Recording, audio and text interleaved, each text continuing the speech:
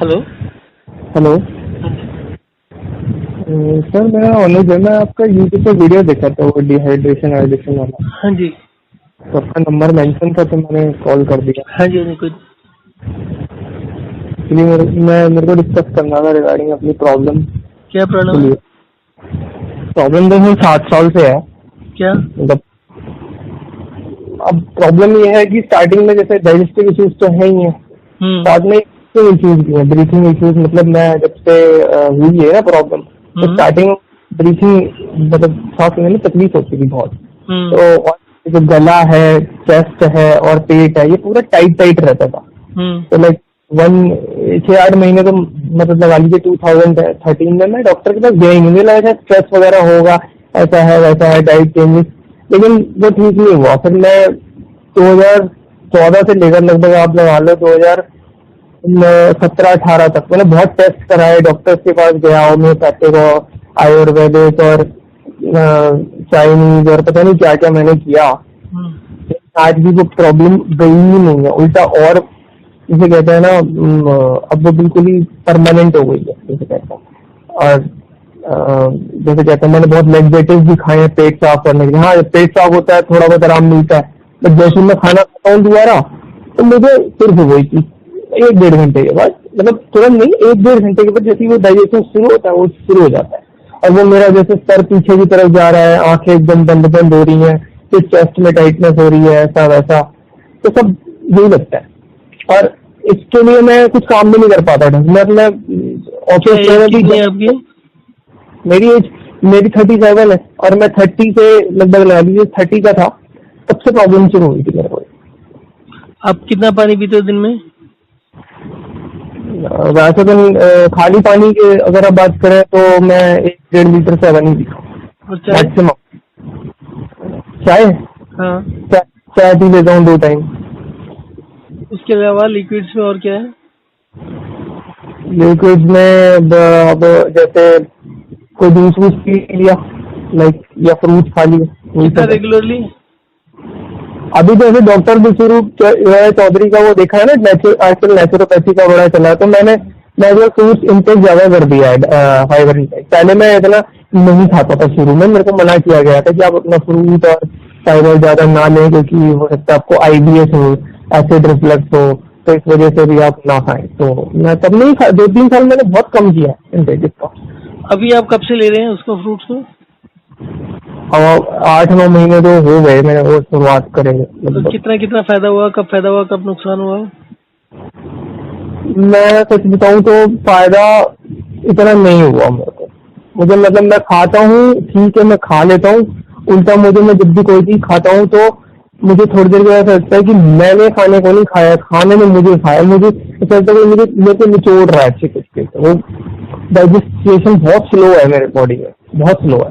6-7 घंटे तक डाइजेशन नहीं हो पाता ढंग से। मतलब ऐसा लगता है एक्स्ट्रा कोई चीज फंसी हुई है एसोफेगस में, तो बाइट फूड पाइप के नीचे जा नहीं रही है, खाना पेट के नीचे जा नहीं रहा है, ऐसा लगता आप दूध भी लेते हैं? है। मैं दूध तो मैंने बहुत पहले ही बंद कर दिया कि 4 साल हो गए, 5 साल दूध बंद कर दिया था, 4 साल। अच्छा। दूध के प्रोडक्ट जितने भी होते थे ना, ये मेरे को बोले थे कि आप ये सब ना खाएं, जैसे तो आपको बटर है। डायग्नोसिस अभी तक बताया नहीं कि आईबीएस है? डायग्नोसिस मैं वही, देखिए मैं हर डॉक्टर के, जिस डॉक्टर के पास गया, तो जब मैंने एंडोस्कोपी वगैरह कराई तो उसमें सिर्फ एक ही चीज वो कहते हैं आपको गर्ड है। मैंने कहा भाई मेरे को गर्ड नहीं है, मेरे को जलन नहीं होती। मैं आपको बता दूं जलन नहीं होती है, मेरे को एसिडिटी टाइप वाला फीलिंग नहीं होता है। मुझे बस इतना लगता है कि कोई चीज फंसी हुई है अंदर पेट के अंदर और वो नीचे नहीं जा रही, और अब वो गई भी किसी तरीके से तो फिर क्या होगा कि वो प्रॉपरली डाइजेस्ट नहीं होती, पेट में जाती, अब वो कॉन्स्टिपेशन करती है। कॉन्स्टिपेशन में भी मुझे हार्ड स्टूल नहीं होता, मुझे होता है स्टूल तो स्टिकी होता है लेकिन वो निकलता नहीं, इवैक्यूएट नहीं होता पेट से।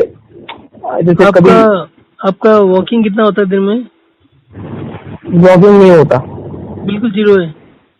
बिल्कुल जीरो हो गया पहले, क्योंकि जब जॉब करता था तब तो सुबह चलो फिर भी एक बार को मैं, मेरा फ्रेंड आता था तो मैं अपने घर के बाहर थोड़ा 500 मीटर चल जाता था, गाड़ी लेके आता था। उसके बाद में तो बिल्कुल ही बंद हो गया जब से भी आपके घर जॉब में छोड़। जगह है चलने के लिए? हाँ, जगह तो है। तो आप ना सुबह उठकर 5 मिनट चला करें, 5 मिनट लेट जाया करें, फिर 5 मिनट चलें, 5 मिनट लेट जाए, ऐसे 3-4 बार सुबह करें और 3-4 बार रात को सोने से पहले करें। उसके अलावा दिन में हर 1 घंटे में कम से कम 5 मिनट चल लें। अच्छा, हर 1 घंटे में ठीक। या 2 घंटे में जब भी टाइम मिले। कभी एक बार ही कर लो, कभी अगर ज़्यादा टाइम मिले तो दिन में लगातार 2 बार भी कर लो कि 5 मिनट चल के 5 मिनट बैठ गए, 5 मिनट चल के 5 मिनट बैठ गए। बट सुबह के टाइम तो 5 मिनट बैठ के चल के 5 मिनट लेटना ही है। एक तो ये काम हो गया। और फिर उसके अलावा खाना और पानी को कंट्रोल करना है। तो आप पानी जैसे 1 लीटर पी रहे हो तो एक काम तो ये कर सकते हो कि कुछ दिनों के लिए 2 या 3 दिन के लिए आप पानी का इंटेक बढ़ा दो। तो आप हर बड़ा। घंटे में 1 गिलास पानी लो। अच्छा, तो उससे ठीक क्या है। होगा कि आपका पेट वेट साफ होना शुरू हो जाएगा। फिर उसके बाद फिर दोबारा स्लो, उससे पहले आप पानी के सिस्टम को चेंज कर लो। मैं आपको एक नोट भेज देता हूँ। आपका ये नंबर व्हाट्सएप पर है ना? हाँ जी जी। मैं आपको एक नोट भेज देता हूँ। आप इसके अकॉर्डिंग अपना खाना और पानी का शेड्यूल टाइट कर लो। मैंने जैसे इसमें लिखा है वैसे करो 10-15 दिन के लिए, तो देखो क्या रिजल्ट मिलता है आपको। और अच्छा, शुगर मैं वगैरह बंद कर दो। मुझे चाय की आदत है। अब जैसे मतलब 2 ही कप पीता हूँ, तो क्या चाय भी बंद करूँ?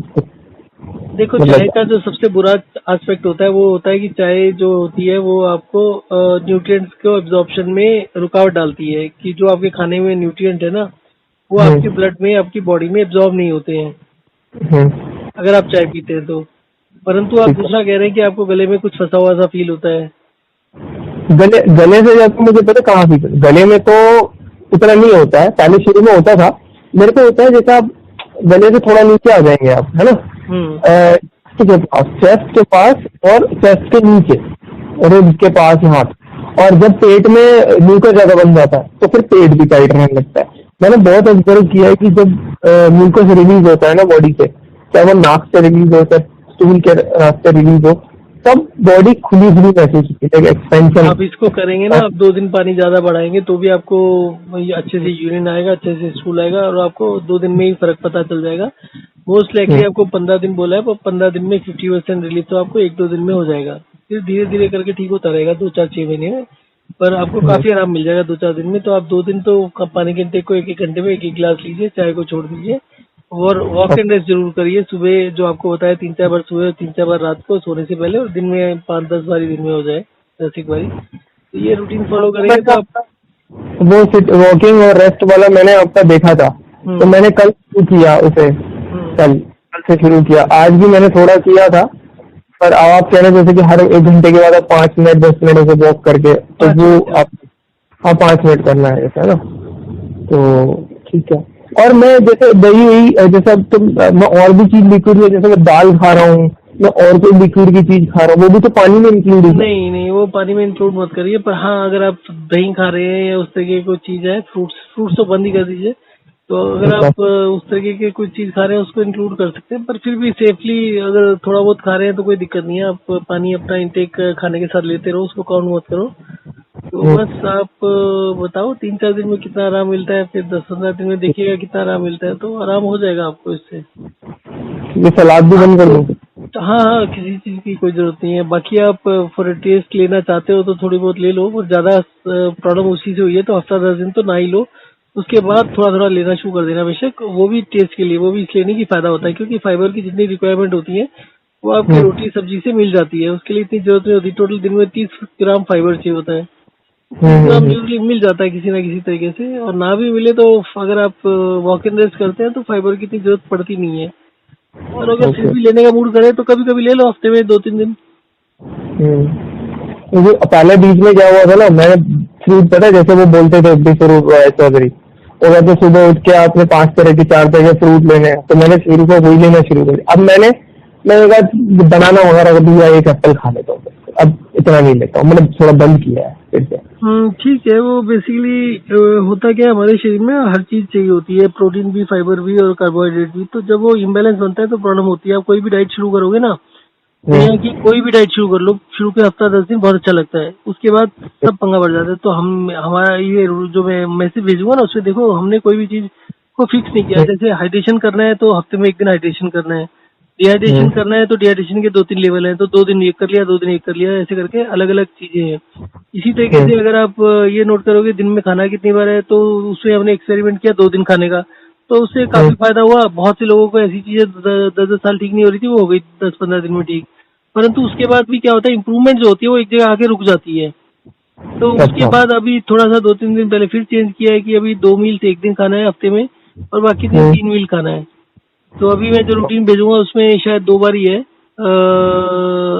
2 बार ही खाना है हमें, 2 मील। तो आप शुरू के हफ्ता 10 दिन 15 दिन उस तरीके से चलिए, और फिर उसके हिसाब से बाद में देख लीजिए कि आपको 2 मील 3 हफ्ते में एक बार खाना है, 2 बार खाना है। 2 बार ही खाना शुड बी कंफर्टेबल। वो आपका एनर्जी लेवल ना बड़ी तेजी से बढ़ाता रहना चाहिए। थ्योरेटिकली जो मैंने सोचा है जिसके लिए बनाया है, तो मैं थ्योरेटिकली दो things should work very fast. हाँ, मैं अभी 2 ही बार ही खाता हूँ। मैं लंच और डिनर ही करता हूँ, मैं नहीं ब्रेकफास्ट कभी नहीं करता। नहीं, 3 बार ही खाना शुरू करो। 8-2-8, सुबह 8 बजे, 2 बजे दोपहर को, रात को 8 बजे। और जब आप 2 मील्स ले रहे हो तो एक 9 से 10 बजे के बीच में, और एक रात शाम को 6 बजे।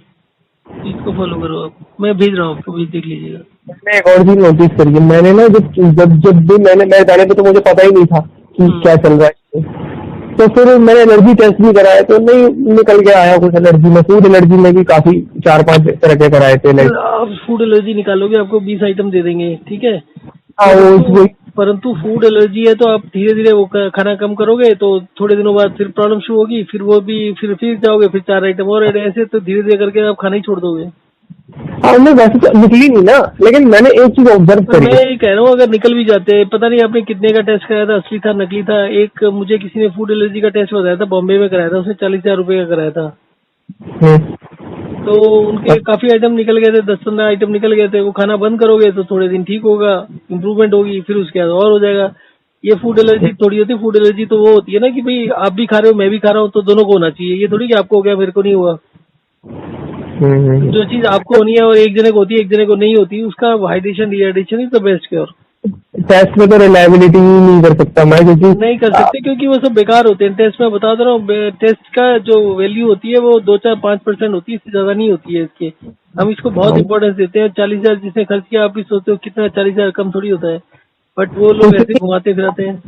मैंने ये नहीं कि एक डॉक्टर ने मुझे जो हैवी मेटल टेस्ट नहीं होता ब्लड में, जैसे आपके हाँ बॉडी में हाँ। जो बाकी के जो एल्यूमिनियम है, ये सब जितने भी मेटल हैवी मेटल टेस्ट करवाया, उसका मेरे को 15-18 हजार रुपए फालतू में लग गए और कुछ नहीं आया। देखो मैं आपको सिंपल सी एक और चीज समझाता हूँ। एक बारी एक बंदे से बात हुई, उसको भी स्किन एलर्जी थी, ठीक अच्छा। है। और वो बहुत परेशान थे, उनको बहुत खुजली होती थी। तो उनसे फिर डिस्कस किया, उनको बताया इस पानी वानी का। एनीवे, फिर वो बता रहे थे कहाँ कहाँ से ट्रीटमेंट कराया। तो बताया, एक पर्चा दिखाया कि देखो जी ये डॉक्टर है, ये दुनिया में स्किन में 3rd नंबर का डॉक्टर है, 3रे नंबर पर है, बहुत फेमस है, बहुत बड़ा डॉक्टर है। एक विजिट के 5,000 रुपए देता हूँ मैं उसको, ठीक है। उसके बाद साल 2 साल हो गए, ठीक नहीं हुआ। तो अब उसके बाद उसका सवाल क्या था कि अब वो उसको बोल रहा है कि भैया एक इंजेक्शन है 4, 50,000 रुपए का एक इंजेक्शन लगेगा, 4 इंजेक्शन लगेंगे 2 लाख रुपए के, तो वो लगवा लो, ठीक हो जाएगा। तो वो रईस आदमी था, कहता है कि मैंने उसको बोला कि क्या गारंटी है ठीक हो जाएगा, अगर तुम गारंटी देते हो तो मैं करा लेता हूँ। कहता गारंटी कोई नहीं है। मतलब गारंटी तो देते नहीं है ना, वो गारंटी नहीं देते, वो तो फिर कहते उसके बाद की बात, उसके कहता मैं दूसरे डॉक्टर से बात किया, हो गया था मैं 15,000 रुपए में लगाता हूँ। अगर इंजेक्शन ही ठीक करना है तो इंजेक्शन तो कोई भी लगाए तो एक ही जैसा होगा ना, वो तो कंपाउंडर का काम होता है लगाना, डॉक्टर थोड़ी लगाते हैं इंजेक्शन।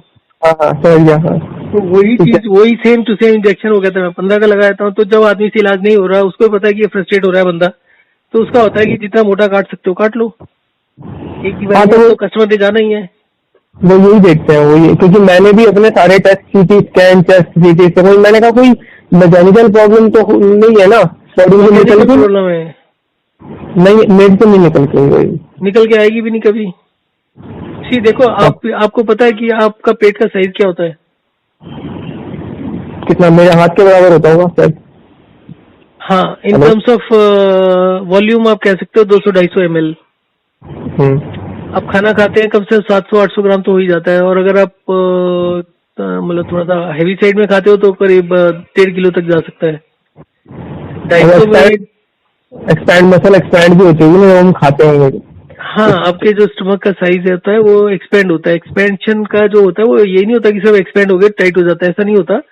वो हिलता रहता है। आपके स्टमक के 1 मिनट में 3 मूवमेंट्स होती हैं।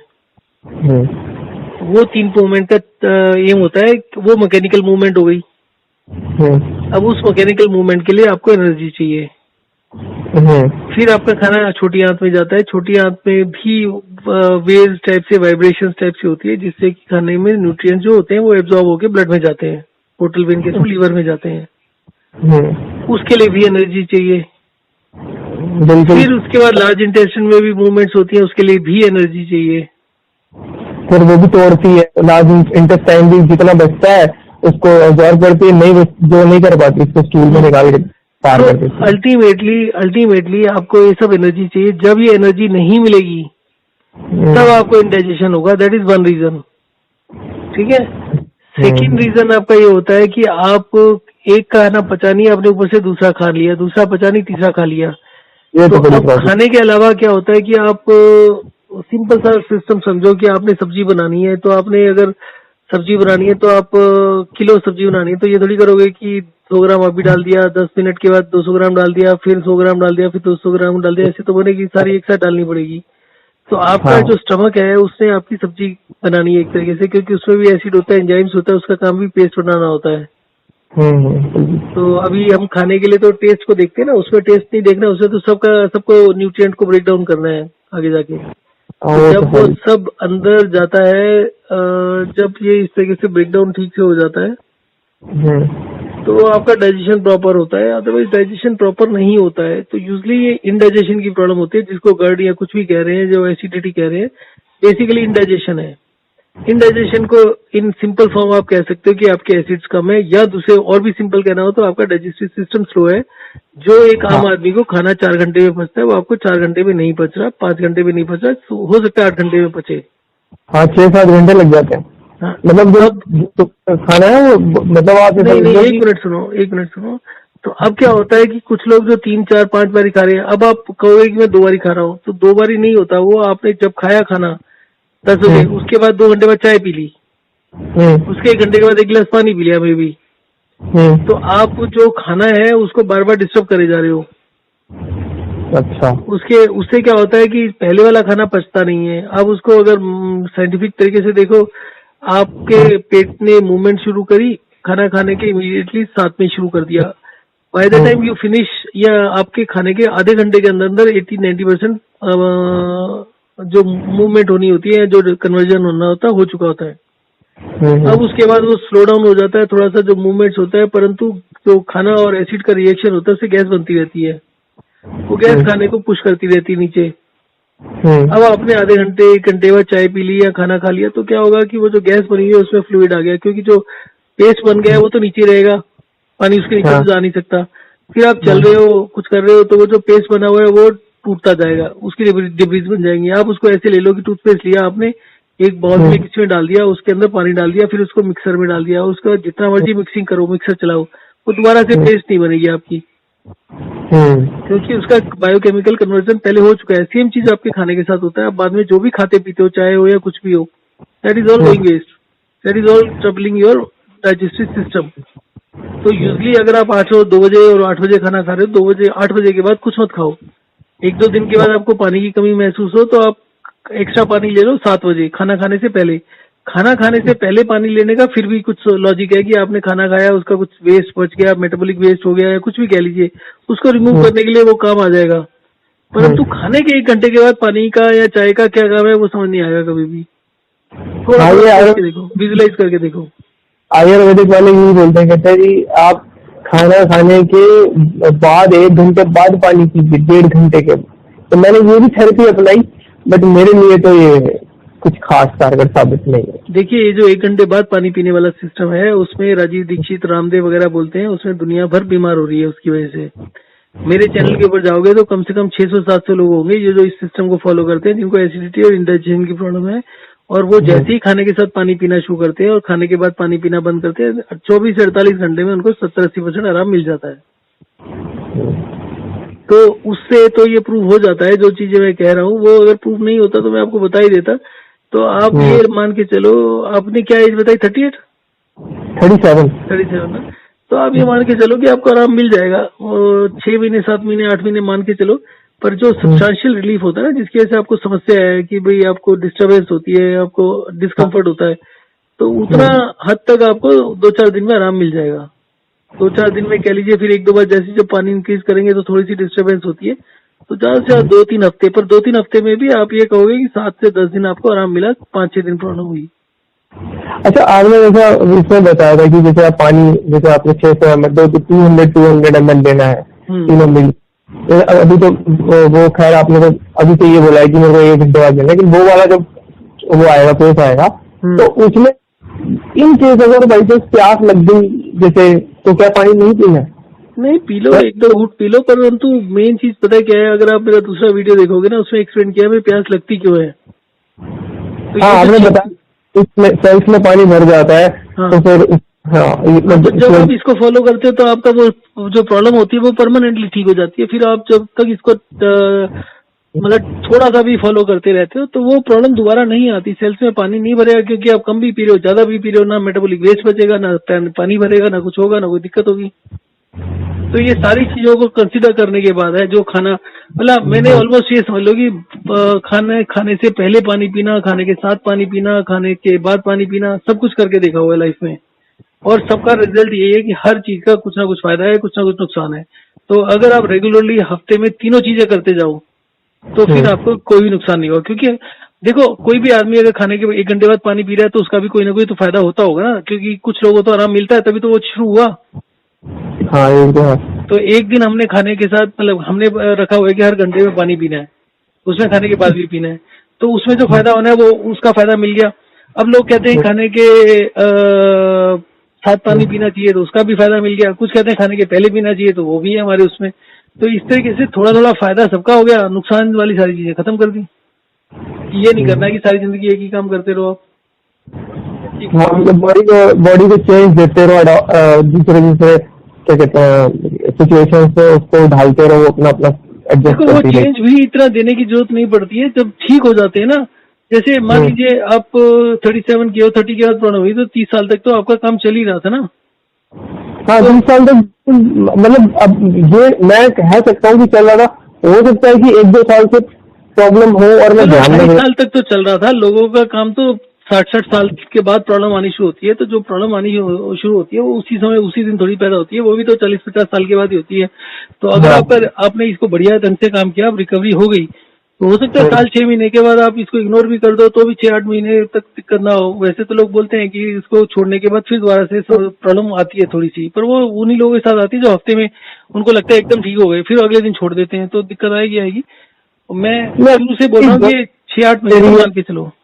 मैं कह रहा हूँ जो चीज हमें फायदा दे रही है उसको छोड़ने से, वो एक किताबों में लिखा हुआ है ना कि 3 लीटर 4 लीटर इतने सारे वीडियो घूमते हैं, उनके दिमाग में है कि नहीं जी से किडनी खराब हो जाएगी, जबकि इससे बढ़िया किडनी का इलाज हो ही नहीं सकता। जिसको किडनी फेल हो जाती है उसको भी ये कराते हैं, 2 दिन में उसका आराम मिल जाता है। मैंने ये देखा है ना, ये 4-5 लीटर वाले है ना, ये तो कभी नहीं किया क्योंकि मुझे पता है कि मेरी बॉडी की कैपेसिटी नहीं है कि मैं 6-6 लीटर पानी, अरे मेरे को प्यास लगनी है, मैं जबरदस्ती क्यों ढकेलूं अपने बॉडी में पानी। और फिर उल्टा वो अब्जॉर्ब नहीं होता पानी, तो किडनी के वो यूरिन के रास्ते एज इट इज निकल जाता है। नहीं, ऐसा नहीं होता। इसके बहुत से एंगल्स होते हैं। आप दूसरा एंगल समझो। आप एक्सरसाइज कर रहे हो, आपका हार्ट ज्यादा तेज चलना शुरू हो जाता है, एक्स्ट्रा ब्लड पुश करने लगता है, आपके हार्ट के जो मसल्स हैं वो एक्स्ट्रा काम कर रहे हैं। पर हार्ट के मसल्स भी तो अल्टीमेटली मसल है ना एक। उसको भी एक्सरसाइज चाहिए। वो just because it is working hard does it mean कि वो उसको ज्यादा न्यूट्रिशन मिल रहा है? नहीं मिल रहा। तो उसको न्यूट्रिशन चाहिए। अब आप दूसरी तरफ आ जाओ। आप पुशअप कर रहे हो, आपने मसल को एक बार कॉन्ट्रैक्ट किया, एक बार रिलैक्स किया। तो जब आप कॉन्ट्रैक्ट करते हो तो मसल्स के अंदर, टिश्यूज के अंदर, सेल्स के अंदर जितना पानी भरा होता है, जितना पानी नहीं फ्लूइड भरा होता है, पानी का कंसेप्ट तो अलग है, बॉडी के अंदर फ्लूइड होता है, ब्लड कह सकते हैं, वो सारा फ्लूइड कॉन्ट्रैक्ट करोगे तो निकल जाएगा। जब उसको रिलैक्स करेंगे तो वो सारा का सारा अंदर भागेगा। ठीक है। अब इशू ये है कि जो आपके इंटरनल ऑर्गन है, आपका हार्ट बीच में खड़ा हुआ है, उसके अंदर न्यूट्रिशन कैसे जाएगा? उसके मसल्स को न्यूट्रिशन कहाँ से मिलेगा? तो अल्टीमेटली आपके जितने भी वाइटल ऑर्गन्स हैं सबकी एक आर्टरी होती है, सबको एक ब्लड सप्लाई मिल रही होती है जो कि स्पेशल होती है उसके लिए, टू टेक केयर कि आपके वाइटल ऑर्गन्स खराब ना हो।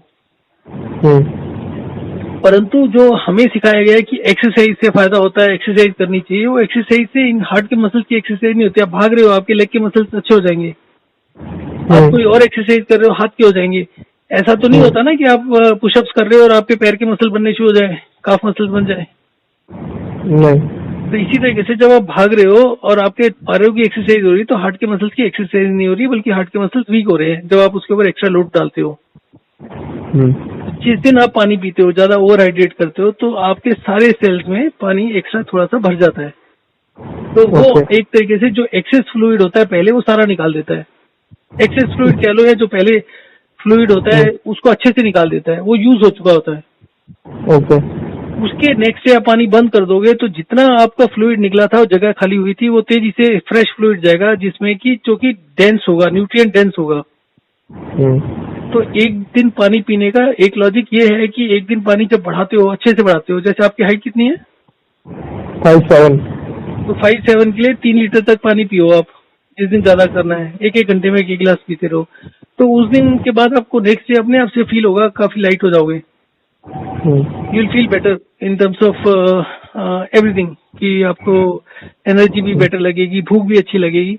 तो वो बेसिकली आपके जितने इंटरनल ऑर्गन्स हैं, जिस जगह आप खूब पानी पीते हो और अगले दिन खूब कम कर दो, बिल्कुल कम कर दो, तो उसमें फिर मतलब अच्छा न्यूट्रिशन जाएगा। तो उनके अगर आपके वाइटल ऑर्गन्स स्ट्रांग होंगे, तो आप दुनिया में जो मर्जी गलत काम करते रहो, उसके बाद आपको कोई प्रॉब्लम नहीं होगी। तो मेन हेल्थ होती है आपके वाइटल ऑर्गन्स की। वाइटल ऑर्गन्स ठीक है तो सब ठीक है, उनको पूरी एनर्जी मिल रही है तो आपको कुछ नहीं हो सकता। और जहां वाइटल ऑर्गन्स वीक हुए, आप दुनिया की कोई भी दवा खा लो, कोई भी योगा कर लो, कोई भी एक्सरसाइज कर लो, कुछ नहीं होने वाला। तो योगा ने तो सबसे वो किया सत्यानाश।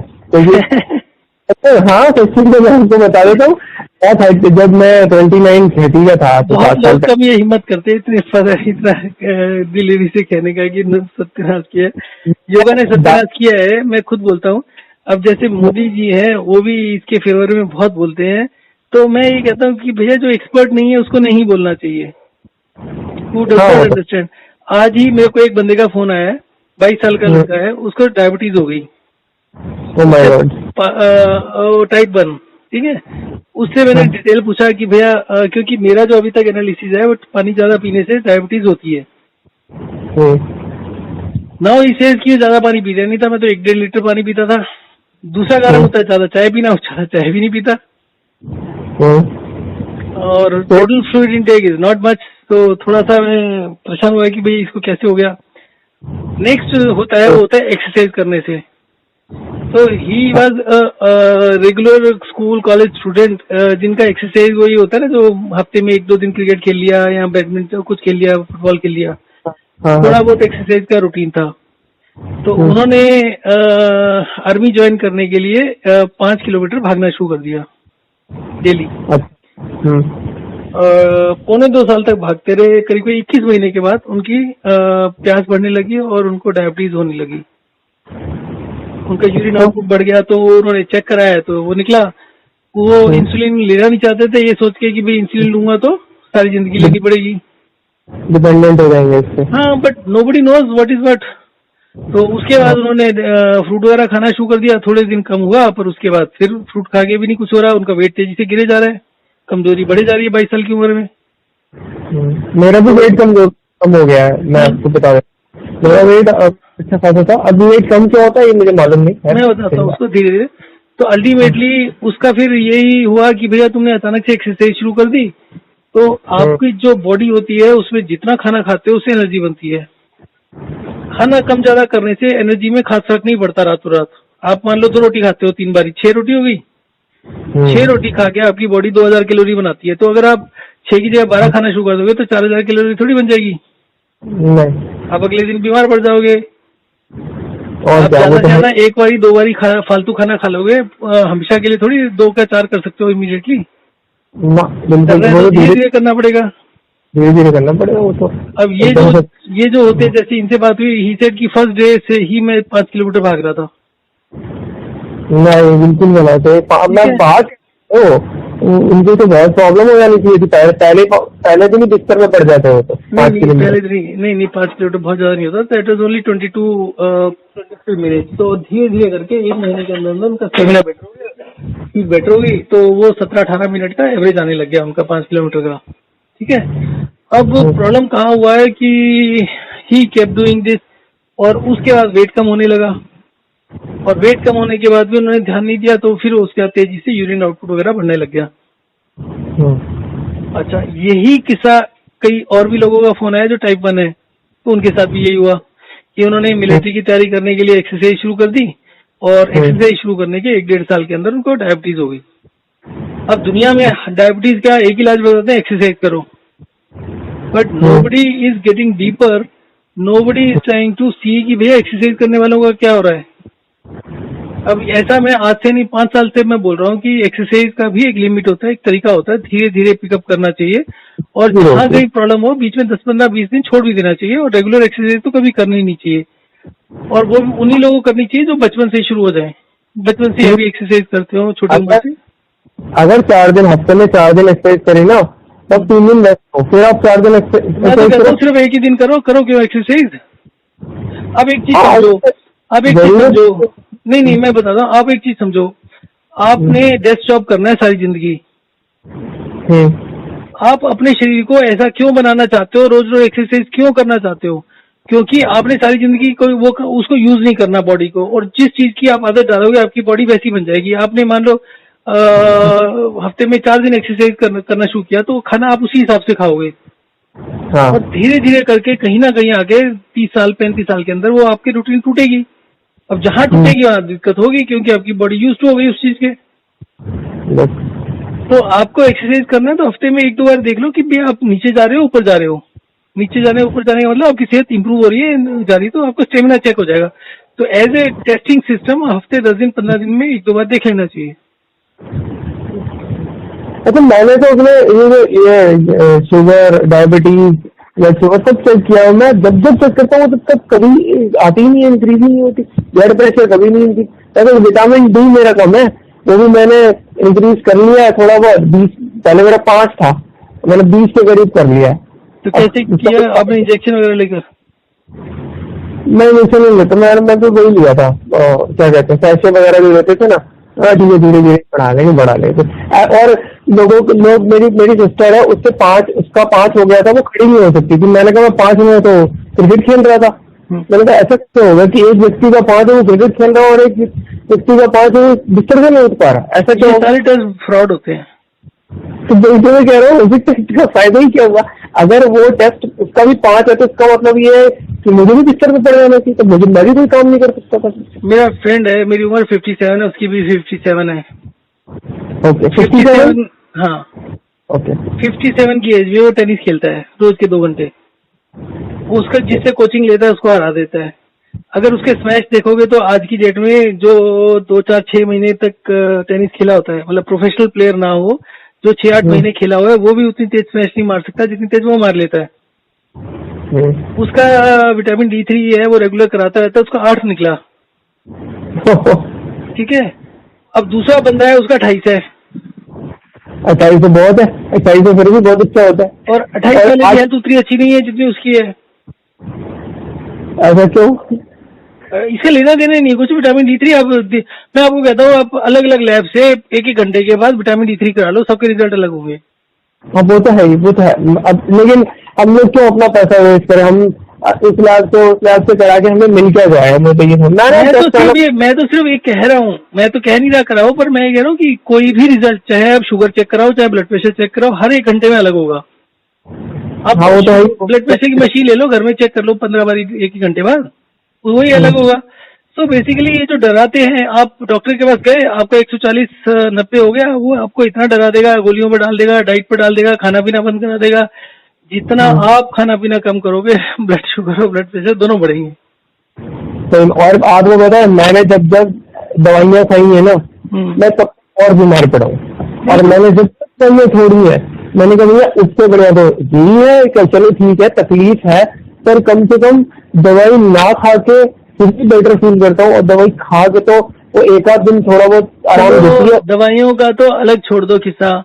अब दुनिया ये कहती है ना, खाना कम करने से वेट कम होता है। अभी लड़की है, एक 64-65 किलो उसका वेट हो रहा था, तो she wanted to reduce weight, और दिन में 2 रोटी खा रही है, और उसकी तबीयत और खराब हो जा रही है। उसको समझाया कि भैया जितना तुम्हारा वेट है उसके हिसाब से कम दिन में 8-10 रोटी तो खाओ, और वेट बढ़ जाएगा। वेट कोई नहीं बढ़ेगा, खाओगे ठीक से तब वेट कम होगा।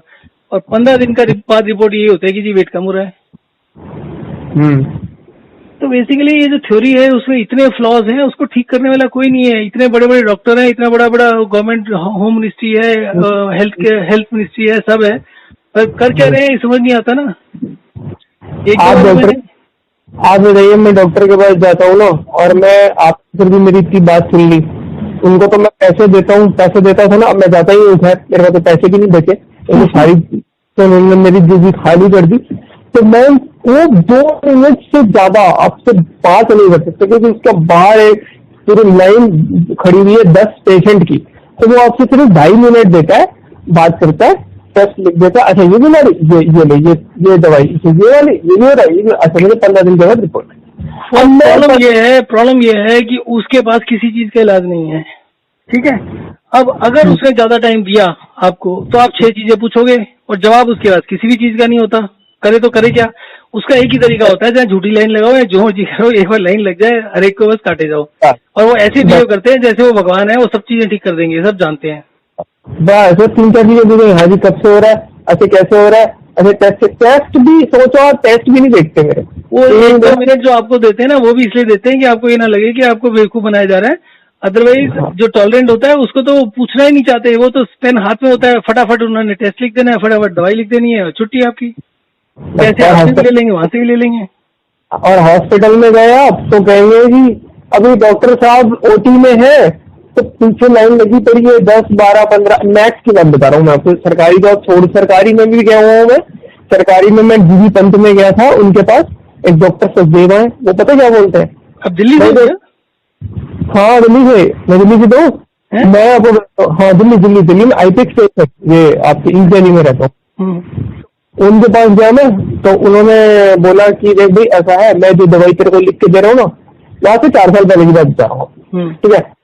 मैं तो भी मैं किसी मैक्स के किसी डॉक्टर से रेफर करवा के लेके जा रहा है, बोले इनके पास चले जाओ, ये अच्छे काम कर।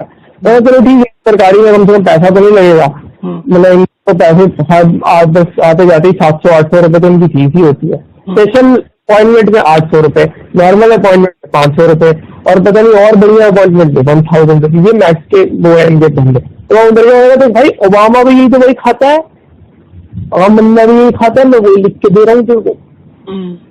मैं जो दवाई लिख के दी उसमें एक भी दवाई नई नहीं थी, वो सब की सब दवाई मैंने खाई थी। बस फर्क ये था कि वो ब्रांडेड देते हैं, ये जेनेरिक देते हैं, इतना ही फर्क। और क्या वो एंटा एसिड, वो प्रोटॉन पंप इनहिबिटर, एसिड को कम करने वाली गैस की गोली, वो आपको पेट साफ करने के लिए भूसी, वो जो होती है हस्क, इसबगोल, और एक दो और डाइक्लोफेन, और एक एंटी डिप्रेसेंट। अच्छा एंटी डिप्रेसेंट इन्होंने मुझे बहुत खिलाएंगे।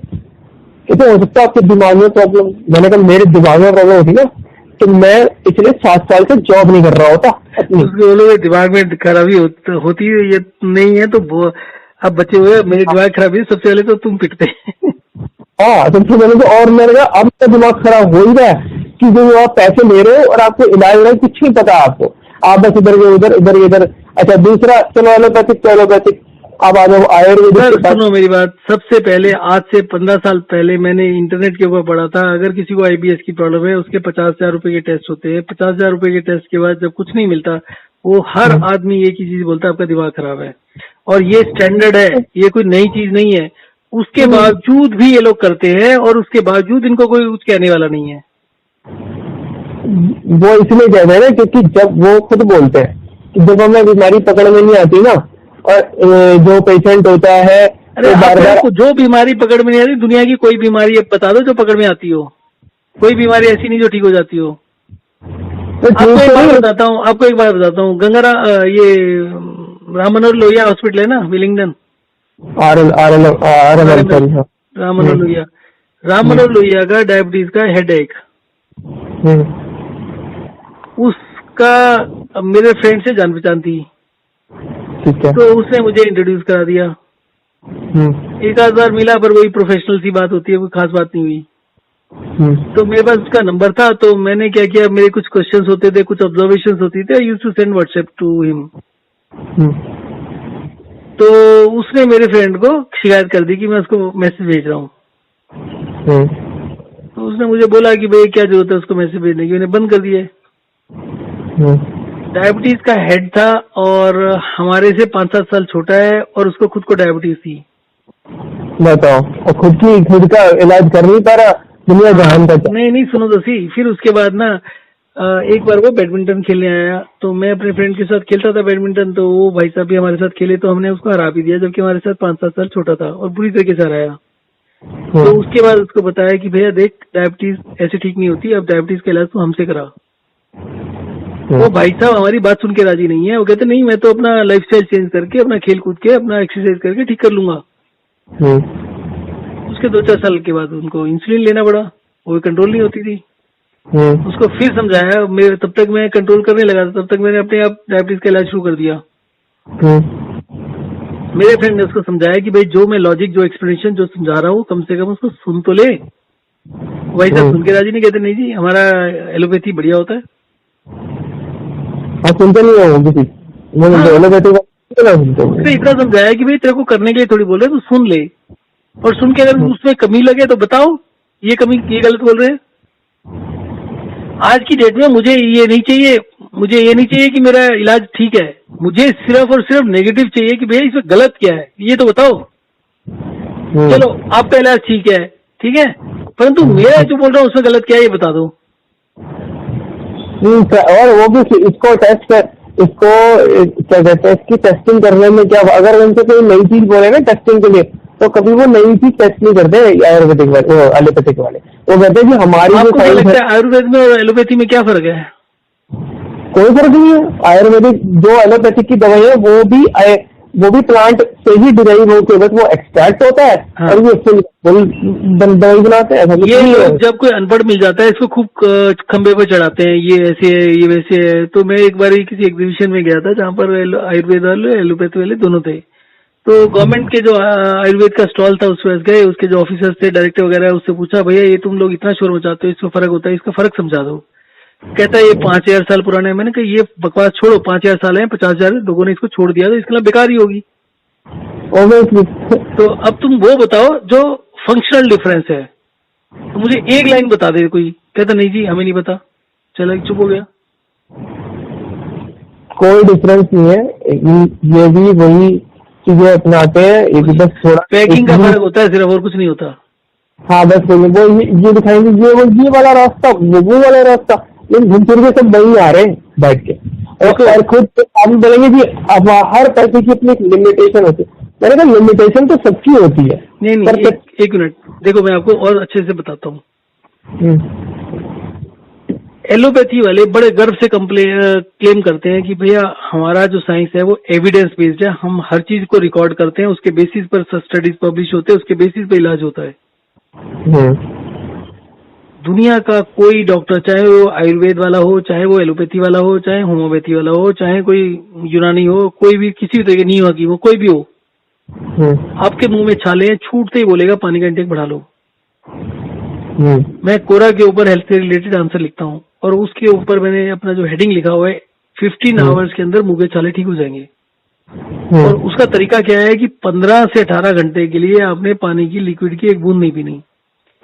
80% लोग 24 घंटे से पहले ठीक हो जाते हैं। तो अगर बाई चांस अगर जैसे लिक्विड दो पानी की बूंद नहीं पीनी है तो उसको अगर अर्ज लगे पानी की तब भी नहीं पी सकता। ये सब अगर आपने मेरा वीडियो देखा है, अगर आप कह ही रहे हो आपने देख लिया, तो पानी की जो प्यास होती है वो आपके ब्लड की कमी की वजह से होती है। जैसे जैसे आपको प्यास लगती है वैसे वैसे आपका सेल्स जो है पानी छोड़ता रहेगा, वहां से कंपनसेट हो जाता है। आप ये सोचो, आपको दूसरे तरीके से समझाता हूँ। हमारा ब्लड सिर्फ 6 से 7% होता है बॉडी वेट का। अगर किसी का 60 किलो वेट है तो उसका 6% हो गया 3.6, 7% हो गया 4.2, तो 3.5 से लेकर 4 लीटर ब्लड हो गया उसका। अगर ये आदमी ब्लड डोनेट करने जाता है तो 400 ml ब्लड निकाल लिया जाता है। निकाल लिया जाता है। अगर वो 400 ml ब्लड निकल गया उसका तो वो खड़ा भी नहीं हो सकता। जिस समय उसका ब्लड निकल रहा होता है सेल्स तभी मतलब 50-60 ml के बाद पानी छोड़ना शुरू कर देते हैं। जिस समय उठ के खड़ा होता है, जिस समय वो अपना फ्रूटी पी रहा होता है, तब तक उसका ब्लड पूरा हो चुका होता है 400 ml। अच्छा, तो ये जो कहानी है कि कुछ हो जाएगा, कुछ नहीं, जितनी प्यास लगेगी उतना पानी आ जाएगा। आपके सेल्स में ऑलरेडी पानी ज्यादा है, और उसके बाद क्या होगा, क्योंकि बैलेंस बन जाएगा तो आपके मुंह में पानी ही पानी भर जाएगा, एक्सेस पानी आ जाएगा। जब ज्यादा जितना प्यासा रहोगे उतना, हाँ वो अलग बात है अगर आप शॉर्ट टर्म के अंदर भागे जा रहे हो, मुंह सूख रहा है, तब का नहीं मैं कह रहा हूँ। पर अगर आप आराम से वॉक एंड रेस्ट कर रहे हो, 5 मिनट चल रहे हो, 5 मिनट लेट जाओ, तो सवाल ही पैदा नहीं होता प्यास लग जाए। हाँ, तो उस टाइम में आप ये भी मना करते होगे ना कि इस टाइम में चलिए खा ले, तो आप हैवी वर्क ना करें जिससे आपको ज्यादा आपको पानी की। हाँ बस वही हैवी वर्क नहीं करना, बाकी वॉक एंड रेस्ट करो। बाकी हैवी का मतलब कुछ नहीं, वॉक एंड रेस्ट करो, 5 मिनट चलो। 5 चलने से आपका सेल्स पानी तेजी से छोड़ते हैं। रेस्ट करोगे तो उसका ब्लड सर्कुलेशन बढ़ेगा और उसका जो पानी छोड़ने की जो क्षमता है वो और बढ़ेगी। अगर आप रेस्ट किए बिना करते हो तो सेल्स स्ट्रेस में आ जाते हैं, पानी छोड़ना बंद कर देते हैं। 5 मिनट चलना और 5 मिनट लेटना दुनिया का सबसे बड़ा तरीका है जिसके शरीर में पानी ज्यादा जमा रहा है उसको खत्म करने का। जिस आदमी की आज कल भी किया था, आज भी किया था मैंने। अच्छा ठीक था, मतलब अच्छा रहा अभी तो फिलहाल 1-2 दिन। आप सोच भी नहीं सकते इन 2 चीजों से कितनी बीमारियां ठीक होती हैं, और इन लोगों के पास एक बीमारी की 500 दवाई होती है, और हमारे 500 बीमारियों की एक दवा है, एक ही इलाज है, और सब ठीक हो रहे हैं। आपने देखा कि आयुर्वेदिक की भी दुकान कितनी खुली हुई है उसमें ऑनलाइन। अब आप देखिए कि सब अपने आयुर्वेदिक के प्रोडक्ट बेच रहे हैं। कोई कह रहा है दिव्या किट ले लो, कोई कह रहा है जीवा ले लो, क्या कहते हैं। अब ऐसा होता है कि मेरा जो टाइम है वो पता नहीं कब आएगा, पर धीरे धीरे करके हो ये रहे। अभी मैं बताऊँ मेरे साथ क्या क्या समस्या होती है। मेरे को फ्रस्ट्रेशन भी बड़ी बार होती है। आप ठीक हो गए, आप इतने सालों से परेशान हो, आप ठीक हो गए, आप क्या करोगे? अपनी माता जी को बताओगे, पिताजी को बताओगे, भाई को बताओगे, बहन को बताओगे, सब आपको गालियां देंगे, कोई आपकी बात नहीं मानेगा। मेरे पास लोग क्या करते हैं, जो लोग ठीक हो गए, साल से ठीक चल रहे हैं, वो फोन करके बोलते हैं जी हमारी माता जी को समझाओ, हमसे समझती नहीं है। अब बताओ मैं क्या समझाऊं? नहीं समझते। आप ये बात बिल्कुल सही कह रहे हो। मैंने आपकी, अगर मेरे में कोई चीज ठीक हो गया ना, मैं अपना एक्सपीरियंस किसी को बताऊंगा तो वो सुन तो भले ही शायद ये, लेकिन इसको फॉलो करे ये मैं नहीं कर सकता। अरे कुछ लोग तो गाली देने लगते हैं। मेरे अपने फ्रेंड्स, मेरे अपने घर में मेरे मतलब ब्रदर वगैरह तो फिर भी मान लेते हैं, मेरे इमीडिएटली बच्चे और वाइफ है वही नहीं मानते। उनको हेल्थ की प्रॉब्लम है, उनको समझाते रहे, वो नहीं मान रहे। उसके बाद उनको प्रॉब्लम बढ़ती जा रही है, फिर भी नहीं मानेंगे, डॉक्टर के पास ही जाते हैं। वो भी आदत की बात होती है, कुछ लोगों के दिमाग में नहीं आती बात। हाँ लेकिन उन्हीं लोगों को माइंड में आती है जो हर चीज ट्राई करके फिर सबसे लास्ट में आते हैं। सबसे लास्ट में आते हैं, वही बात मानते हैं और वही करते हैं और वही फिर रिपोर्ट करते हैं। अब जैसे मैं हूँ, मैं हर चीज करके आ गया, मोस्टली हर चीज मैं देख लिया, तो कुछ नहीं है किसी चीज में। आप कर लो जितना कोशिश करना है, जितनी दवाइयाँ खानी है, एंटीबायोटिक, मैंने क्या क्या लिखा, antibiotic, anti allergic, anti fungal, anti parasite, anti depressant, और पता नहीं क्या क्या। और उससे क्या हुआ कि जो थोड़ी बहुत बड़ी मेरे थोड़ा बहुत वेट मेंटेन हो रखा था वो भी खराब हो गया। अब मुश्किल हो रहा है, वेट को इंक्रीज करना बहुत मुश्किल हो रहा है। बड़ा मुश्किल काम है। डिक्रीज करना जितना मुश्किल है, इंक्रीज करना उतना ही मुश्किल है। इंक्रीज करना भी उतना मुश्किल है, बिल्कुल। एक टाइम था जब मैं कहता था कि मेरी डिक्रीज भी हो रहा है, और जब डिक्रीज होना शुरू होता है इंक्रीज भी हो रहा है। अब यही प्रॉब्लम। आप मेरा चैनल देखोगे ना, उसमें जो एसिडिटी के पेशेंट हैं 80-90% लोग परेशान है कि उनका वेट धीरे धीरे एसिडिटी सारा वेट खा गई। क्योंकि एसिडिटी का मतलब है खाना डाइजेस्ट नहीं हो रहा, खाना डाइजेस्ट नहीं हो रहा, इन्फ्लेमेशन होगी, कहीं स्वेलिंग हो जाएगी, कुछ हो जाएगा। कुछ लोगों की बॉडी उस सिचुएशन में पानी स्टोर करने लगती है बॉडी को सेव करने के लिए, परंतु जिन लोगों की बॉडी नहीं कर पाती उनका वेट बहुत तेजी से गिरने लगता है। और ऐसे ऐसे लोग हैं जो 70 किलो से 40-45 किलो पर आ गए। तो मेरा भी कुछ ऐसा ही हिसाब है। मेरा 70 ऐसे आसपास ही था। अब मैं 51 का किलो हूँ, आप लगा लो इतना कम मुझे। लेकिन 51 kg का हो गया। नहीं कितने से? 68-69 था एक टाइम। लेकिन एकदम से नहीं हुआ, 7 साल में हुआ। ऐसा नहीं कि सब्सटेंशियल है। आपकी हाइट कितनी है? 5'7". तो अंडर वेट की तरफ ही चलेगा ना। 57-58 तो होना ही चाहिए ना। अब तो कमजोरी वाला हिसाब भी अभी तो फिलहाल चलो फिर कोई बहुत चीज हो जाऊँ। अभी 3-4 महीने पहले तो मेरे को कमजोरी वाला हिसाब हो गया था कि मैं जरा सा कुछ इधर उधर किया तो सांस लेने लग गया। आप मानो कि मैं कोई जो ग्रेडर होता है ना, जिससे हम जैसे कोई कद्दूकस करता है, जिसे हम कहते हैं ग्रेडर, ग्रेडिंग करते हैं ना, हैंड ग्रेडर जो होता है, मैं उसको इतनी जोर से मैंने ऐसे कर दिया, मेरी सांस फूल गई, क्योंकि मैं ऐसा कभी था ही नहीं, क्योंकि इसका मतलब ये कमजोरी वाला ही है। मैं आपको एक और किस्सा बताता हूँ। आज से 4-5 साल पहले की बात है। हमारा एक क्लास फेलो था जो कि आर्मी में कर्नल था। हमारा जो मीटिंग हुआ ना, वो हुआ 4-5 साल पहले। तो वो उस मीटिंग में तो आए नहीं, बट किसी ने बताया कि जी आजकल उसकी हेल्थ ठीक नहीं चल रही, डिप्रेशन वगैरह चल रहा है। तो मैंने उससे बात करी, मैंने अभी क्या पोजीशन है, तो कहता जी मैं आज से पहले बहुत एक्टिव था, बैडमिंटन खेल रहा था, स्विमिंग कर रहा था, हॉर्स राइडिंग कर रहा था, मुझे कोई समस्या नहीं थी। तो अचानक से मैंने फील किया कि मैं अगर 1 किलोमीटर भी चल रहा हूँ तो मेरी सांस फूल रही है, खेल रहा हूँ तो सांस फूल रही है। तो मैंने कहा कुछ नहीं हुआ, देखो एक दिन पानी बंद कर दे, कल ठीक हो जाएगा। ठीक है। तो अब हर आदमी को ये बात बड़ी अजीब लगती है, क्योंकि सारी दुनिया ही कहती है पानी खूब पियो, और कर्नल जो है उसके अर्दली वर्दली होते हैं, बहुत नौकर चाकर होते हैं, वो उनको हर आधे घंटे बाद पानी पिलाते रहते हैं। तो फिर मैं उनसे मिला करीब 1.5 साल के बाद। तो फिर मैंने पूछा, क्योंकि एक्सपीरियंस तो कोई बताया नहीं उन्होंने। तो मैंने बताया, मैंने पूछा जी मैंने आपको बताया था तो कैसे ठीक हुए? कहते कुछ नहीं, मैं 6 महीने से परेशान रहा, फिर कुछ हो नहीं रहा था। तो कहता मैंने किसी होम्योपैथी के डॉक्टर से बात कर रहा था, तो उसको बोला कि जी किसी ने ऐसे बताया पानी छोड़ने के लिए, तो क्या करूं? कहता 1 दिन की बात है, करके देख लो। क्या बस 1 दिन किया, ठीक हो गए।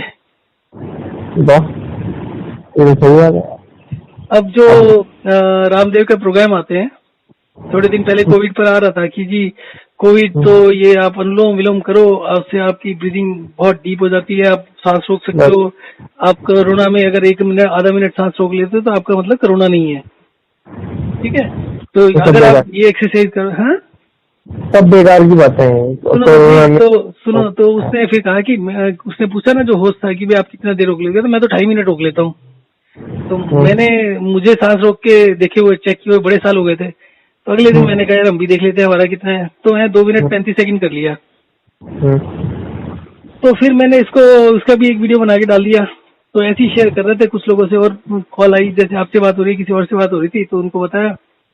तो एक दिन उनके दिमाग में बैठा होता, एक दिन उन्होंने मेरे से बात हो रही थी, तो कहते मैं चेक करूं, कर लो। तो उन्होंने सांस रोका तो 30 सेकंड रोक पाए। और मैं यही कह रहा था कि जो आदमी जितना कम पानी पिएगा उतना ज्यादा रोक पाएगा। जिसके सेल्स में कम पानी होगा रोक नहीं पाएगा। मतलब पानी नहीं कम करना, कई लोग कम पानी पीते हैं, इसी वजह से शरीर में उनका पानी भरने लगता है। अच्छा, ये आपकी अपनी रिसर्च है कि ये आपने किसी कोई मेडिकल जर्नल या किसी और की रिसर्च से आपने पहले? नहीं, ये मेरी रिसर्च है। और अगर मैं इसको सोशल मीडिया पर पहले डालता था, मेरे 10 अकाउंट ब्लॉक हो चुके हैं कि आप डिहाइड्रेट करा के लोगों को मारोगे। ये डॉक्टर जो होते हैं रिपोर्ट कर देते हैं इसको।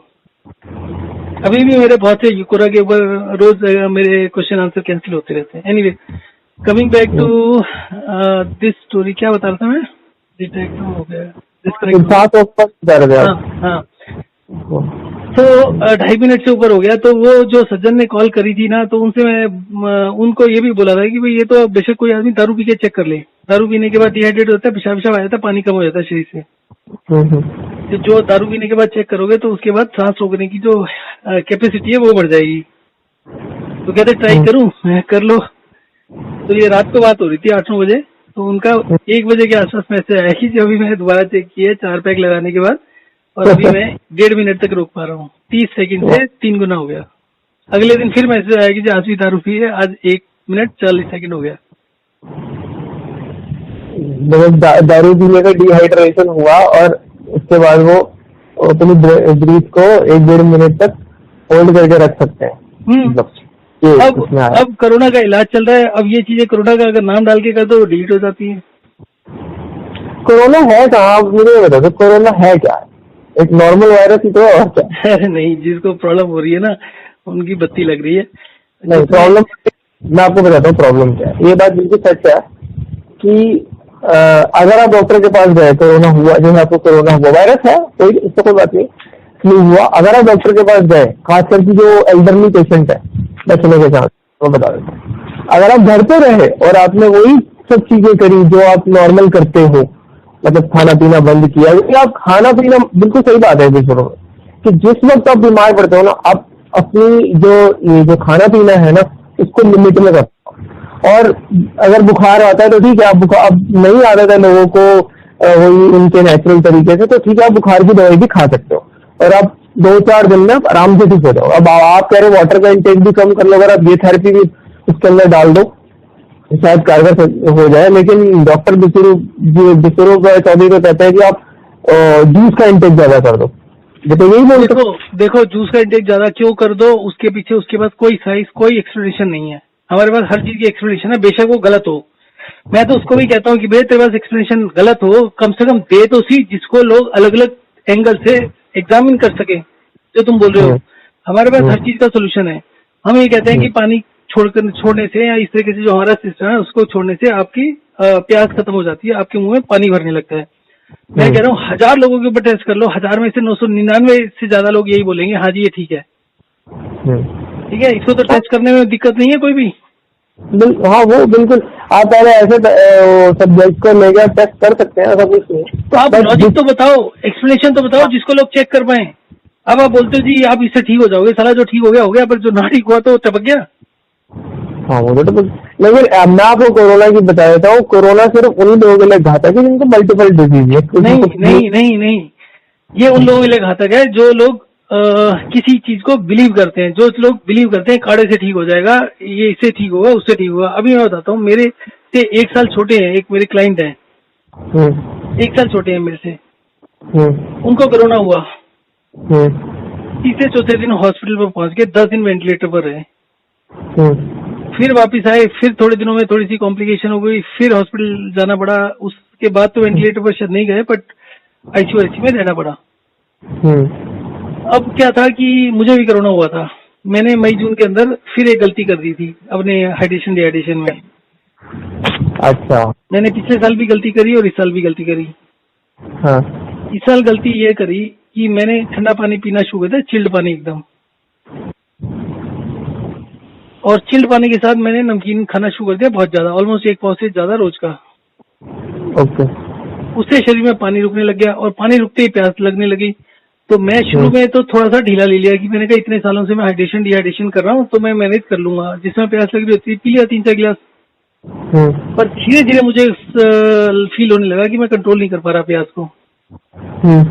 और जैसे ही मेरे को फीलिंग हुआ कि अब गड़बड़ हो रही है तो मैं कुछ डिहाइड्रेट करने लगा, तो तब तक हो गया। और यही चीज पिछले साल हुई, पिछले मई जून के महीने में पिछले साल हुई, मई जून के महीने में इस बार हुई। पिछले साल क्या हुआ कि जी तरबूज और खरबूजे बहुत सस्ते थे, तो मैं जब मंडी जाता था तो 8-10 किलो उठा लाता था। अब घर में मैं और मेरी बेटी थी, उसको काट के देते थे, तो अगर 4 किलो काटा उसने मुश्किल से आधा किलो खा लिया, बाकी मैं खा लेता था। अब करते करते हुआ कि वो भी फ्रिज में पड़ा होता था, वो भी चिल्ड होता था, और उसके भी रोज के रोज 4-5 किलो हो जाते थे। वो भी टोटली फ्लूइड ही है और कुछ तो है नहीं उसमें। हाँ वो तो है बिल्कुल पूरा। अब धीरे धीरे करके उससे भी शरीर में पानी भरने लगा और उस बार मेरे को बहुत सीवियर प्रॉब्लम हो गई। मैं ऑलमोस्ट 6 महीने तक बेड पर रहना पड़ा। टीबी के सारे सिम्टम्स हो गए। मैंने बिना किसी दवा के वॉक एंड रेस्ट और हाइड्रेशन डिहाइड्रेशन से ही उसको भी ठीक किया। कोई इस पता ये कोरोना वायरस इसलिए मुझे फेक लगता है कि आपने वो देखा है Covid by country wise, China का आज से 8 महीने पहले भी 85,000 था काउंट केस और आज 85,000 ही है। ठीक, देखो मैं आपको सिंपल से बताता हूँ, ये कब से आया था कोविड? ये लगभग लगा लो दिसंबर, चाइना में तो दिसंबर से क्या हो गया था और इंडिया में फेब के बाद लगा लो आप फेब के बाद। मेरे पिताजी की डेथ हुई है 28 जनवरी 2020 में। सेम सिम्टम से सेम एवरीथिंग, बट उस समय कोई भी वेंटिलेटर का प्रोविजन, वेंटिलेटर पर डाला था नहीं डाला था शायद, हाँ नहीं शायद डाला था थोड़े टाइम के लिए, बट सिमिलर प्रोसेस प्रॉब्लम हो गई थी और सिमिलर उसका नेट रिजल्ट था कि वो अंदर चोक हो गया था। अल्टीमेटली फूड पाइप डालना था क्योंकि वो एक्चुअली डिहाइड्रेटेड हो गए थे और खाने में दिक्कत हो रही थी। तो डॉक्टर को बोला, डॉक्टर ने कहा फूड पाइप डालते हैं। फूड पाइप डालने की उसने कोशिश करी, बोलता है जी अंदर पूरा ब्लॉक है, फूड पाइप अंदर ही नहीं जा रही है, अंदर लेयर बनी हुई है, जैसा इसमें होता है कोरोना में। तो अगर आप उस तरीके से देखोगे तो हो सकता है वो भी कोरोना हो। उस समय तक फैला नहीं था। तो ये जो सिचुएशन पैदा हो रही है ये अपने आप से पैदा हो रही है। जितनी इसके पीछे स्टोरी कहानी है ये सब कंफ्यूजिंग है और जो लॉजिकल बात है वो कोई सुन के राजी नहीं है। आपको अगर पता हो कि जिस समय कोरोना शुरू हुआ था तो मार्च में, अप्रैल में और शायद मई में भी एक ही चीज आती थी, 15-15 मिनट बाद गर्म पानी पीते रहो। फिर उसके बाद जो भी प्राइम मिनिस्टर के 1-2 ईमेल था, कहीं कुछ कंपटीशन था, कहीं मेरा वीडियोस भी जा रहा था, सब कुछ था, तो उसके अंदर आई वाज चैलेंजिंग कि भैया पानी पीने से कोरोना 10 गुना स्पीड से बढ़ेगा और गर्म पानी पीने का कोई तुक नहीं है। इनफैक्ट जो ठंडा पानी मैंने चिल पीना शुरू किया था वो भी एक थ्योरी के चलते हुए किया था, पर maybe I messed up कि नमक ज्यादा खा लिया या क्या कर लिया मैंने। तो उसके पीछे थ्योरी ये थी कि आपका हार्ट होता है, हार्ट आपका कॉन्ट्रैक्ट करता है, रिलैक्स करता है। आप जब भी कोई चिल्ड चीज लोगे, ठंडी चीज लोगे, तो आपके मसल्स कॉन्ट्रैक्ट करेंगे, पानी को एक्सपेल करेंगे। जब कोई गर्म चीज लोगे तो वो रिलैक्स करेंगे और पानी को अपनी तरफ खींचेंगे। एक्सटेंशन हो जाता है, जो ठंडे पानी से कॉन्ट्रैक्शन होता है उससे एक्सटेंशन होता है, ये वाली बात है। हाँ, तो अब क्या होता है कि आपकी बॉडी में जैसे हार्ट के मसल्स को और हर चीज को कॉन्ट्रैक्शन और रिलैक्सेशन दोनों चाहिए। आप गर्म ही गर्म पीते रहो, आपके बेड़ा गर्क हो जाएगा। आप ठंडा ही ठंडा पीते रहो तो भी दिक्कत होगी। तो आपको उसको भी मिक्स करना है। I was working on that theory only, परंतु उसके बाद हुआ क्या कि नमक ज्यादा होने की वजह से शरीर में तेजी से पानी स्टोर हो गया या क्या हुआ, उसके बाद वो आउट ऑफ कंट्रोल हो गया और उसके बाद मतलब नॉर्मल पानी पीने का मन ही नहीं करता। जबकि उस दोनों को मिक्स करना होता है कि आप एक बारी खाने के साथ कम से कम नॉर्मल पानी पी लिया, बाकी चिल्ड पानी पी लिया, तो दोनों को मिक्स करते रहो तो चल जाता है। मिक्स नहीं करोगे तो प्रॉब्लम होगी। अगर आप एक ही जैसा पानी पीते रहोगे तो दिक्कत होती है। तो वैसे मैं आपको एक बात बताऊँ, कोरोना के लिए बहुत बढ़िया बात, आपने कोलॉइडल सिल्वर का नाम सुना है? क्या चीज है? Colloidal silver nano particles. जैसे पुराने लोग क्या करते, सिल्वर में पानी भर के रख लेते थे और थोड़ा सा पीते थे, है ना, बिल्कुल स्मॉल क्वांटिटी में। अगर आप कोलॉइडल सिल्वर पे जाओगे ना, तो कोलॉइडल सिल्वर एक ऐसा चांदी का पानी है, वो बनाते हैं लोग, अपने घर में ही बन जाता है वो, लेकिन मार्केट में ही मिलता है। उसका अगर आप सिर्फ 5 ml भी पिएंगे ना, 5 ml, और उसके अंदर ppm होता है। ppm उसकी होती है, यूनिट होती है बेसिकली, कि एक लीटर में कितना हो गया, कितनी क्वांटिटी का हो गया, या जो 20 ppm का जो होता है, 20 से 40 ppm का जो है, उसमें ये बोला है कि ये 670 पैथोजेंस पे वर्क करता है, मतलब कोई भी वायरस हो। और अगर आप कोलॉइडल सिल्वर पियोगे, मतलब सिर्फ 5 ml पीना होता है, ज्यादा पीना भी नहीं होता है, ओनली 5 ml वन डोज, ठीक है, 40 ppm, वो आपके जितने भी वायरस बैक्टीरियाज है 6 मिनट के अंदर मारता है। कैसे? अब ये तो एक बात सुनो, ये सब बेकार की बातें होती हैं। मैं आपको एक सिंपल सी छोटी सी चीज बताता हूँ। आपने कभी साफी का नाम सुना है? हाँ सुना। साफी क्या काम करती है? ब्लड प्यूरिफिकेशन के लिए देखते हैं। एक मिनट। ब्लड का प्योर ब्लड का कोई मापदंड होता है? नहीं, बिल्कुल नहीं। तो आप ब्लड प्योरीफाई कैसे क्लेम कर सकते हो जब तक उसका मापदंड ही नहीं है? वो तो खैर वो इनकी मार्केटिंग हाइप है ना, कि ब्लड प्यूरिफिकेशन हाइप है, but you are not suppose to make a false claim. Is it a false claim और नॉट? बिल्कुल। और यही चीज आप कह रहे हो, जो चीज आप कह रहे हो उसमें और इसमें कोई फर्क नहीं है। See there is no way you can measure 6 times और 10 टाइम्स और 5 टाइम्स। ये जो कोलॉइडल सिल्वर, ये कोई भी बंदा, इनफैक्ट आप एलोपैथी के पास जाओगे, आयुर्वेदिक के पास जाओगे, वो पता क्या बोलेंगे, नहीं जी ये नहीं पीना, हम तो इसे जानते ही नहीं। बिकॉज जैसे आपकी रिसर्च है ना, ये वाली पानी वाली जो रिसर्च, वैसे ये रिसर्च भी है, और इसमें ऐसे यूएस में, यूके में ऐसे बहुत लोग हैं। आपने काढ़े का नाम सुना हुआ है ना, कि काढ़ा पीने से कोरोना कम होता है। बहुत से लोगों ने क्लेम किया काढ़े से ये होता है, काढ़े से वो होता है। जिनको अभी वेंटिलेटर पर जाना पड़ा वो काढ़ा पी रहे थे। लेडी हु कॉल्ड अप, कि मैं काढ़ा पीना शुरू किया, मेरे को प्रॉब्लम हो गई, मेरा इंडाइजेशन बहुत तेजी से बढ़ गया। उसके बाद डॉक्टर ने उसको भी बोल दिया कि तुम्हारा दिमाग खराब है। उसके बाद उन्होंने हमारा इलाज किया, 2 दिन में ठीक हो गए। हाँ, वो तो काढ़े में, अगर आप काढ़े में इतनी गरम चीजें डालोगे, तो दालचीनी वगैरह, ये गर्मी में आपको सूट नहीं करेंगी, किसी को सूट नहीं करती है। तो मैंने तो नहीं पिया आज तक, मुझे पता था, मैंने एक बार पी के देखा, मैंने कहा नहीं। लोगों ने पी लिया, कम से कम 25% पॉपुलेशन ने हिंदुस्तान ने पीना शुरू कर दिया। मैंने तो नहीं पिया, क्योंकि मैंने जैसे पिया आपकी बात, पर मैं कह रहा हूँ, मेरे को कितने फोन आ चुके, कितने लोगों ने बताया वो पी रहे हैं और उसकी वजह से हो रहा है। एक आदमी वो इसलिए ना, क्योंकि उनको जो कहने वाले हैं वो कौन है, वो ये बाबा रामदेव और यही सब। बाबा रामदेव जिस तरीके से आप कह रहे हो, आपको कहने वाले भी उसी टाइप के लोग हैं जो ये कह रहे हैं कि ये जो भी आप कह रहे हो इस वाले से 5 ml से 6 मिनट में ठीक हो जाता है। It's all wrong, because virus की डेफिनेशन ही अलग है। नहीं, वो मैंने एक्चुअली किसी से सुना नहीं था, ये तो मैंने खुद ही एक्चुअली पढ़ा था। मैं आपको बता रहा हूँ ना कि मैं ये कह रहा हूँ कि मैं जो भी क्लेम कर रहा हूँ आज की डेट में, आज से पहले नहीं, आज की डेट में मैं ज्यादातर चीजें जो क्लेम कर रहा हूँ, मैं उसके पीछे एक थ्योरी बता रहा हूँ, एक लॉजिक बता रहा हूँ। आप उसका एक्सप्लेनेशन दे दो, जो भी रीजनेबल एक्सप्लेनेशन है, और उसको इंडिपेंडेंटली टेस्ट कर लेते हैं। अब अगर उसको टेस्ट किसी और, अब जैसे मैं कहता हूँ कि मेरा इससे हाइड्रेशन डिहाइड्रेशन से कोरोना ठीक हो जाएगा, ठीक है। अब कोई उसके लिए कोरोना करके तो नहीं देखेगा, या कोरोना होने के बाद तो मेरा ट्राई नहीं करेगा ना। तो उसके लिए हमने लॉजिक बनाना शुरू किया, सपोर्ट बनाना शुरू किया। तो पहली चीज हुई, ड्राई कफ होता है, वेट नहीं होता, ड्राई होता है, तो मुंह सूखता है। तो मुंह सूखता है तो जो आदमी ठीक है, जिसको कोरोना नहीं, वो तो टेस्ट कर सकता है ना। उसको बोला कि भाई पानी बंद कर दे, खाने के साथ पानी पी, उसके अलावा पानी मत पी। 1 से 2 दिन के अंदर उसके मुंह में सलाइवा आ जाता है, तो मुंह सूखना बंद हो गया, तो इसका मतलब है कि ये ठीक है। नंबर 2, उसको हमने फिर मैंने एक वीडियो बनाया, मैंने इंटरनेट के ऊपर सर्च करना शुरू किया कि हम कौन सी ऐसी बीमारियां हैं जिससे मुंह सूखता है। तो 10-15 बीमारी वहां से मिली। जब मैंने 10-15 बीमारियों में देखा मुंह सूखता है, तो धीरे धीरे करके मैंने लिस्ट बनानी शुरू करी, और भी चीजें दूसरे तरीके से घूमना शुरू किया। मतलब जैसे मैंने साइनस किया, तो what are the symptoms of sinus, whether it, मतलब साइनस में भी क्या मुंह सूखता है? हाँ जी सूखता है। एसिडिटी में सूखता है? हाँ जी सूखता है। जिनके बाल ज्यादा झड़ते हैं उनके सूखता है? हाँ जी सूखता है। जिसको कॉन्स्टिपेशन होती है सूखता है। जिसको पाइल्स होती है सूखता है। तो ultimately I could make a list of 40 things, और उसके बाद मेरा जो बोर्ड था वो भर गया, तो इसलिए मैंने बंद कर दिया। Otherwise there is no disease जिसमें मुंह ना सूखता हो। इसका मतलब क्या हुआ? मुंह सूखना इटसेल्फ इज ए बीमारी, और अगर हमारा हाइड्रेशन डिहाइड्रेशन उसको ठीक करता है, that is the perfect thing. अब आपको मैं कहता हूँ कोरोना में आप कहते हो हेल्प करेगा, ये तो ठीक, जो आदमी ठीक है और जिसको खूब प्यास लग रही, जो 6 लीटर पानी पीता है, उसको 5 ml पिला के देख लो क्या होता है, कुछ भी नहीं होगा। तो let us test it out ना। जो उसके सिम्टम्स हैं, ठीक है, आपने क्लेम कर दिया, तो उसको धीरे धीरे करके टेस्टिंग में जाओ।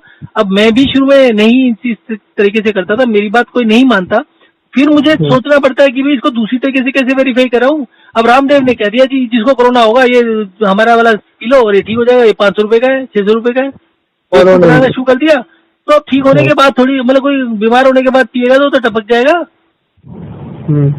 तो आप उससे पहले टेस्ट कराओ, जैसे मैंने टेस्ट करा रहा हूँ। मैं जो जैसे बता रहा हूँ कि भाई पहले देखो जो आदमी ठीक ठाक है और 6 लीटर पानी पी रहा है, उसके ऊपर टेस्ट करो। उसको एक दिन में 24 घंटे में फर्क पड़ जाएगा उसकी प्यास पर। तो जितने भी सिम्टम्स हैं, उन सिम्टम्स को, जिनको सिर्फ वो सिम्टम है, कोरोना नहीं है, उसके ऊपर टेस्ट चेक करो ना, जिसको कोई डर नहीं है। वो पहली बात तो ये कि एलोपैथी में ना वो टेस्ट करेंगे ही नहीं। जो प्रॉफिटेबल क्या कहते हैं, जो वो बात तो मान गया मैं, मतलब मैं तो सिर्फ आपकी बात का जवाब दे रहा हूँ। आपने कहा कि उससे ठीक होगा, मैं कहता हूँ नहीं होगा। अगर है तो इसको लॉजिकली, जैसे मैं एक्सप्लेन करो वैसे एक्सप्लेन करो, वैसे टेस्ट बताओ कि क्या करें, उसको हम टेस्ट करके देख लेते हैं। लॉजिकली सिर्फ एक ही तरीके से एक्सप्लेन हो सकता है, या तो फिर आप लेबोरेटरी में जाके उसको टेस्ट कराओ, उसके क्लिनिकल ट्रायल कराओ, या फिर नहीं ना, जैसे मैं कह रहा हूँ वैसे करो ना, कि भाई प्यास लगती है, प्यास बंद करके दिखाओ। अच्छा मुझे कॉल आ रही है, फिर बाद में कभी करते हैं। आप ये करके देखो, मैं आपको व्हाट्सएप करता हूँ। वो मुझे वो भेज दीजिए। हाँ, वो ब्राउजर आपके इसी नंबर पर है व्हाट्सएप? हाँ बिल्कुल बिल्कुल, मेरा इसी नंबर पर।